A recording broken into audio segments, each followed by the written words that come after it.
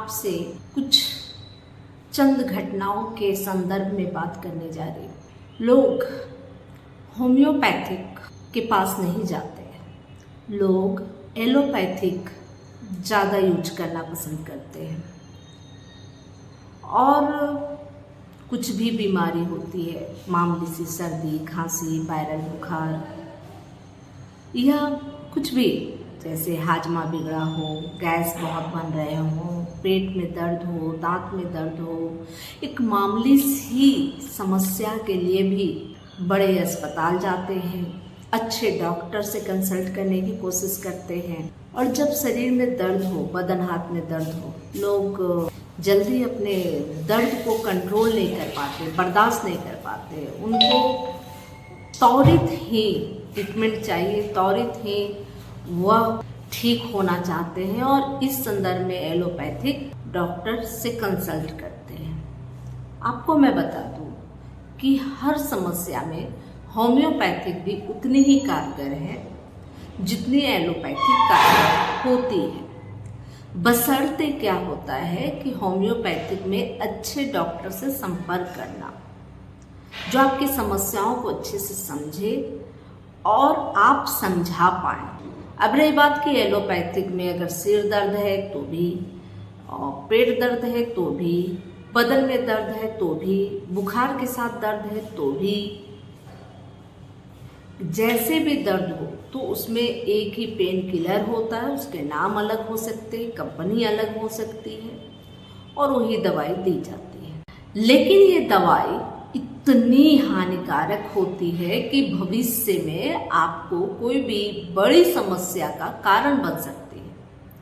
हम जो भी दवा लेते हैं वो दवा जितना हमारे तकलीफ़ों में आराम देता है, उतना ही हमारे शरीर में उसके क्षति भी देखी जाती है। लिवर पे इसका असर होता है, किडनी पर इसका असर होता है, कुछ समय हार्ट पे भी असर होता है, हमारे ब्लड वेसल्स पे भी इसका असर देखा जाता है।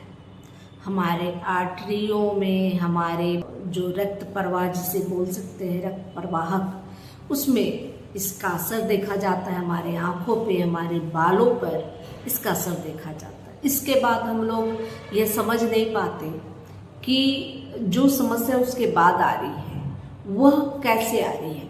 लोगों को लगता है कि यह किसी दूसरी बीमारी का कारण है, लेकिन नहीं। हम एक बीमारी को ठीक करने में जो दवाइयाँ लेते हैं तो दूसरा तीसरा बीमारी उससे होना शुरू होता है और इस तरह से बीमारियों का सिलसिला बढ़ता जाता है। एक हाल फिलहाल में घटना घटी थी, रांची की यह घटना है कि रांची के एक बच्चे को 3-4 दिन तक अस्पतालों ने मरने के बावजूद भी वेंटिलेटर पर रखा, आईसीयू में रखा और लाश का ट्रीटमेंट करते रहे।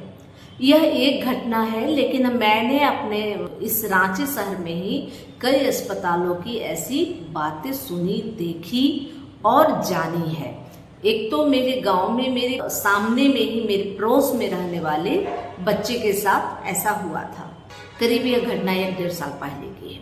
वैसे घटना अक्सर होती है, प्रकाश में 1 या 2 केस आता है। जो लोग थोड़ा जागरूक होते हैं वो केस का उजागर करते हैं, लेकिन बहुत सारे केस दब जाते हैं। यह सिर्फ बच्चों के साथ नहीं होता, वयस्कों के साथ भी होता है। एक बीमार व्यक्ति ही बताए कि उन्हें किसी किडनी उनकी फेलोर थी और कुछ समस्या आने के बाद उनको आईसीयू में ले जाया गया, लेकिन उनको पूरा होश था, पूरा सही सलामत थे, लेकिन बगल में, उनके बगल के बेड में लाश पड़ा था और उसका ट्रीटमेंट चल रहा था और उसका पैसा उनके परिजनों से लिया जा रहा था। तो इस तरह से केस बहुत सारे हैं।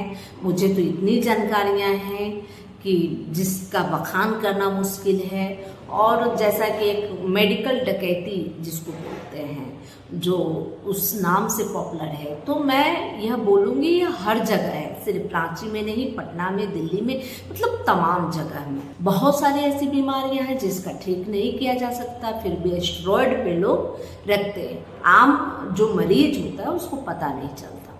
बहुत सारी बीमारियां ऐसी होती हैं, जैसे कि दर्द हुआ, रूमेटाइड अर्थराइटिस का दर्द है, लोग इधर उधर अगल बगल के अच्छे प्रैक्टिस करने वाले डॉक्टर से दिखा लेते हैं, और वो क्या होता है कि वो स्टेरॉइड की दवाइयाँ देते हैं, सुई देते हैं, खुद भी उनको पता नहीं होता ये है क्या, बस ये देने से बहुत अच्छा रिजल्ट मिलता है। मेरी तो मेडिकल प्रैक्टिस बहुत चल जाती है इसी की वजह से, तो वो लगातार यूज कर रहे होते हैं।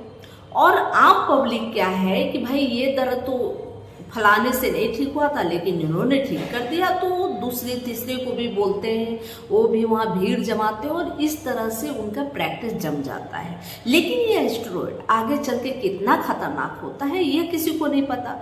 लेकिन होम्योपैथी में यह सब नहीं है। अगर अच्छे डॉक्टर से संपर्क नहीं किए, या डॉक्टर अच्छे ही थे, आपने समझाने में कमी की, या समझ नहीं आया, एक बार दो बार में समझ नहीं आया डॉक्टर को, तो आपका बीमार ठीक नहीं हुआ, लेकिन जो भी वो दवाई दिए उससे आपको किसी तरह का कोई नुकसान नहीं होगा। जो ठीक करेगा उससे भी नुकसान नहीं होगा, जो दवाइयाँ ठीक नहीं कर पाएगी उससे भी आपको नुकसान नहीं होगा। लेकिन लोग ये बात नहीं समझते। लोगों को लगता है ये पूरे विश्व में ये अंग्रेजी दवाइयाँ हैं, ये बहुत ज़्यादा खासम खास है, लेकिन होम्योपैथी को उस कैटेगरी में नहीं रखते, और लोग सोचते हैं होम्योपैथी बिल्कुल ऐसी फालतू दवाइयाँ हैं, वो कोई भी प्रैक्टिस कर सकता है, कोई भी दवाइयों का यूज कर सकता है, कोई भी कुछ भी कर सकता है। ये गलत धारणा है। होम्योपैथिक दवाई सेलेक्ट करने के लिए भी अनुभवी व्यक्ति का होना जरूरी है, उसमें भी किसी अच्छे शिक्षित डॉक्टर का होना जरूरी होता है, तभी आपका ट्रीटमेंट हो पाता है। सबसे पहली बात। दूसरी बात यह कि होम्योपैथी सबसे बेहतरीन है, और इसके लिए भी पूरे विश्व में पढ़ाई की जाती है, और पूरे विश्व में यह दवाई चलाई जाती है। यह विश्व की दूसरी ऐसी पद्धति है जिसका उपयोग अधिकांश लोग करते हैं। आपको यह भी पता होना चाहिए कि जो होम्योपैथिक दवाई के जनक हैं, जो पद्धति के जनक हैं, वह डॉक्टर हेनीमैन, वह भी एक मशहूर एलोपैथिक डॉक्टर हुआ करते थे जर्मनी के, और उन्होंने एलोपैथिक से उनकी मन उचट गई, उनको एलोपैथिक में कोई सुख, कोई संतुष्टि नहीं मिली, जिसके वजह से उन्होंने होम्योपैथिक पद्धति का खोज किया, उसका इजाद किया। तो जिसकी वजह से आज हम लोग बहुत सारी बीमारियां, यहाँ तक कि जो एलोपैथिक दवाइयाँ ठीक या कंट्रोल नहीं कर पाती बिना स्टेरॉइड के, वह भी बीमारियां होम्योपैथिक के माध्यम से ठीक की जा सकती है, और बहुत इजी तरीके से। हाँ, अब लोगों के मन में भ्रम है वो मीठी मीठी छोटी छोटी गोलियों का और 10-5 रुपये का, ऐसा नहीं होता। लोग हमेशा त्वरित ट्रीटमेंट चाहते हैं, इसलिए कभी कभी मदर टीचर का उपयोग होता है, और कुछ मदर टीचर ऐसे होते हैं जो बहुत महंगी होते हैं। और आजकल मैं देख रही हूँ कि मैंने पिछले महीने जो मेडिसिन लाई थी वो अगर 1220 की थी, तो इस महीने अगर मैंने वही मेडिसिन लाया है तो उसकी कीमत करीब करीब 1360-65 थी। तो यह इस तरीके से, इस अनुपात से मेडिसिन की, दवाइयों की दाम बढ़ रहे हैं।